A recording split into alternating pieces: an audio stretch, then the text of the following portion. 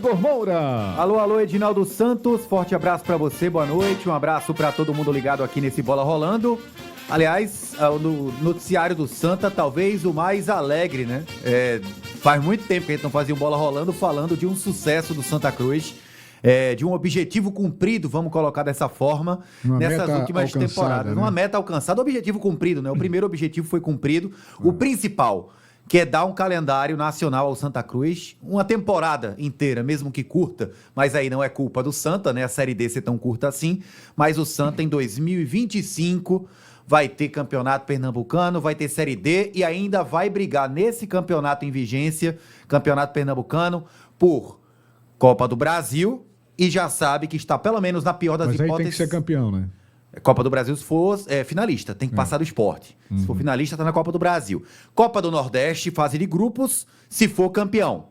Agora o Santa já sabe que vai jogar a seletiva da Copa do Nordeste também na próxima temporada. Ou seja, 2025, muito mais abastecido de jogos para o Santa Cruz, depois dessa vitória com certa dramaticidade, né? 1-0, gol do Gilvan, no segundo toque dele na bola, na partida contra o Central, para o maior público do futebol pernambucano até aqui na temporada, 35.023 torcedores. Não é fácil, né?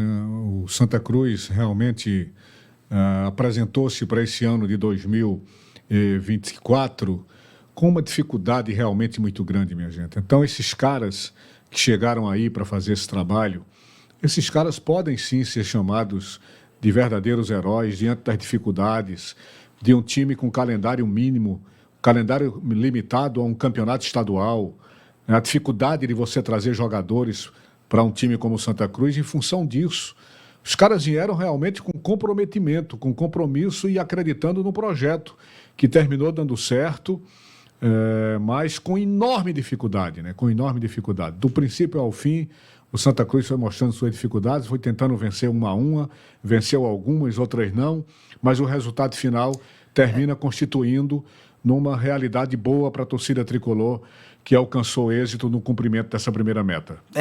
A gente pode também, claro, além do elenco, né, de todo o quadro de profissionais que o Santa tem hoje na casa, o trabalho muito bem feito do Francisco Salles, gerente de futebol, junto com o Itamar Schulli, né?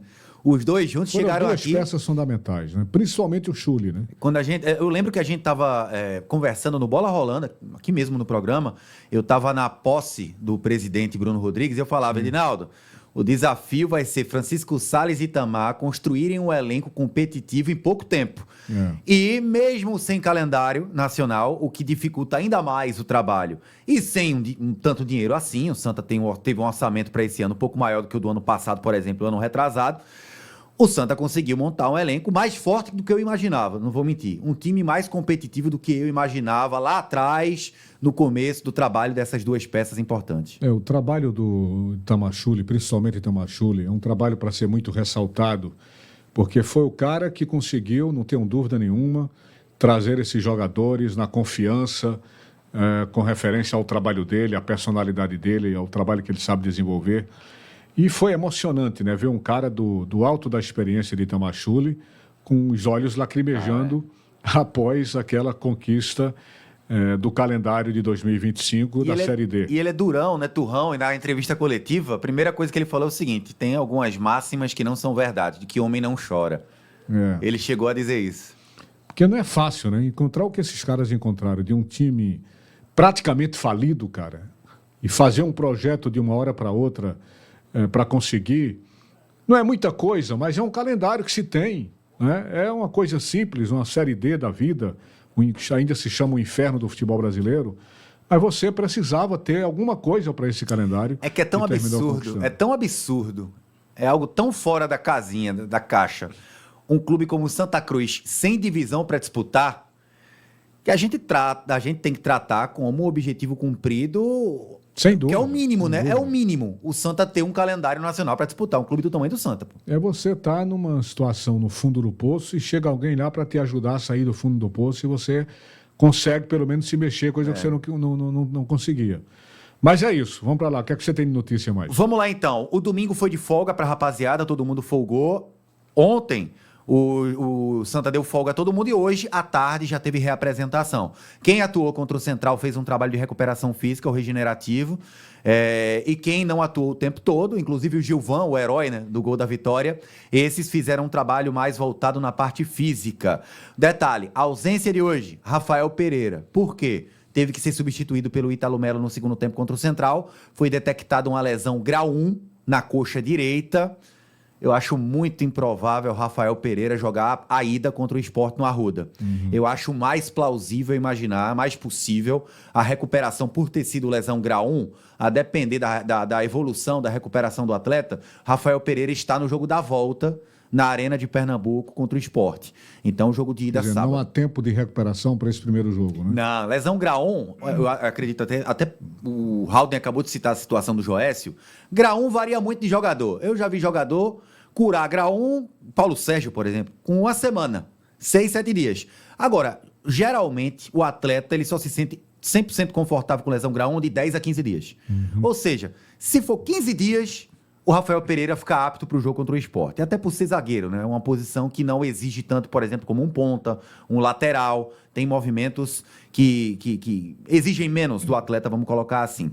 Bom, o Santa hoje pela manhã, num ofício, numa nota oficial, repudiou a truculência policial naquele vídeo que viralizou, né? Que coisa feia aquilo. Um torcedor batendo assim no ônibus, mais para dar moral, né? Vamos lá, tal. E o policial chega empurrando com tudo, jogando o torcedor no chão.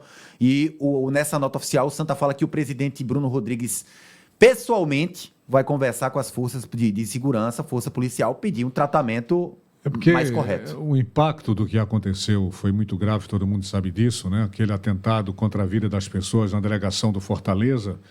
É preciso tomar providências urgentes. Essa violência acontece faz um certo tempo, né? Bem antes desse. Pois é, isso já acontece há um certo tempo. É importante endurecer esse jogo na proteção a essas delegações? Agora, os policiais têm que ter o mínimo de preparo para saber distinguir a situação. Claro. Né? Você não pode generalizar um cumprimento que alguém queira fazer a um jogador que está ali dentro do ônibus para alguém que quer fazer uma agressão. Edinaldo, eu tenho certeza absoluta que, olhando os torcedores que estavam naquele momento próximo ao ônibus, se o policial, mesmo sem pedir por favor, você fala, bora, afasta, agora, o cara afastava.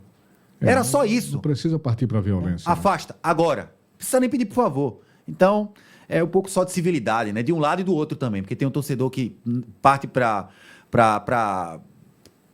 ignorância, para briga com o policial que está lá trabalhando, e o policial muitas vezes parte também para ignorância, para o estilo bruto, com o torcedor que está lá só para se divertir. Nem 8 nem 80, equilíbrio nessa hora. Perfeito. Bom, ingressos à venda para o clássico das multidões sábado no Arruda. Se o Santa recebeu 35.023 no jogo contra o Central, eu tô apostando num público batendo a casa dos 40 mil no jogo contra o Sport. Até Mas não vai poder botar 40 mil, né? Não vai poder botar 40 mil. Porque o acréscimo foi de apenas 12 mil. Não, o anel... Com a liberação do anel. Não, vamos lá. O anel inferior total, que tinha liberado antes do anel superior, o Santa tinha capacidade para 35 mil. Contabilizando o trecho que o Santa conseguiu liberação do anel superior, que não é inteiro, aumenta mais 12. 35 com 12, 47. E a Então já comportava 35 mil no anel inferior. Isso. Sociais, cadeiras, anel superior completo. Então, 35 com 12, 47. Eu acredito que o público vai girar em torno de 40 mil. 40, 42. A torcida do Sport, é possível, porque as duas vão estar presentes no estádio. Agora, pelo amor de Deus, minha gente, pelo amor de Deus, consigam fazer uma logística, pelo menos para não ter problemas. É jogo em cima de jogo, e a cada jogo que acontece é essa incompetência, essa irresponsabilidade. Dá dó, você está vendo aqui as imagens de pessoas querendo entrar no estádio. O primeiro tempo terminou, ainda tinha fila. Isso. Filas quilométricas mesmo com o término do primeiro tempo. Isso é incompetência, vergonha, gente, pelo amor de Deus. E é um mix de tudo, né? Porque torcedores, quando a gente debateu ontem aqui essa situação, alguns torcedores mandaram mensagem para mim, falando o seguinte: Igor, a polícia também atrapalhou o fluxo de torcida, ela complica, ela impede que uma grande parte entre, demora muito, aí começa a ter vucu-vucu, enfim. o torcedor chateado com a logística do clube e com a polícia também, que organiza a entrada. Recua um pouco esse horário, bota para 1 da tarde para facilitar. Eu também acho que deveriam aumentar a quantidade de tempo do portão aberto. Você vai para uma partida que começa às 4h30 da tarde, aí você abre os portões às 2 da tarde, é muito pouco, você vai ter ali 2 horas, né? 2h30. 2 horas e meia, mas vamos... Não, o Santa abriu 2h30 o portão. 2h30? Isso, viu? 4h30. Não foi nem 2 horas da tarde. 2h30. Pelo amor de Deus, então bota esse negócio para 1 da tarde, o que for possível fazer para facilitar o acesso do torcedor, que faça, em vez de botar 2h30 da tarde, botar 1 da tarde. Pois é, bom, a gente vai conversar agora com o João Diogo, mas só uma última informação. No podcast Embolada do Grupo Globo, o Itamar Schulli, ele divulgou hoje que tem já proposta, que obviamente vai esperar essa questão da Série D, mas que já recebeu inclusive proposta. O clube, o Santa Cruz, avisou a ele, olha, chegou proposta, tal, vão conversar, claro, para quem sabe a continuidade do trabalho na próxima temporada, mas ele falou, essa proposta que chegou já seria para começar a trabalhar amanhã. Chegou ontem para começar a trabalhar hoje. Só que ele falou que não vai deixar o Santa Cruz, é claro, com o Campeonato Pernambucano em andamento, com a possibilidade do Santa ganhar, por exemplo, porque ele já fez isso, né? Aconteceu isso lá atrás, na Série C. Uhum. Bom, Dinaldo, perguntei para o João Diogo sobre algo que a gente debateu bastante, né? O peso para alguns jogadores do Santa menos experientes de jogar com 35 mil torcedores, tendo um objetivo e tendo uma pressão tão grande de dar um calendário nacional ao Santa Cruz de novo. E o João Diogo respondeu se ele sentiu peso e se ele viu o grupo sentindo o peso de 35 mil no Arruda. Cara, cada atleta ele tem o seu perfil, cada atleta reage de uma forma, cada atleta tem o seu pessoal diferente de outro atleta.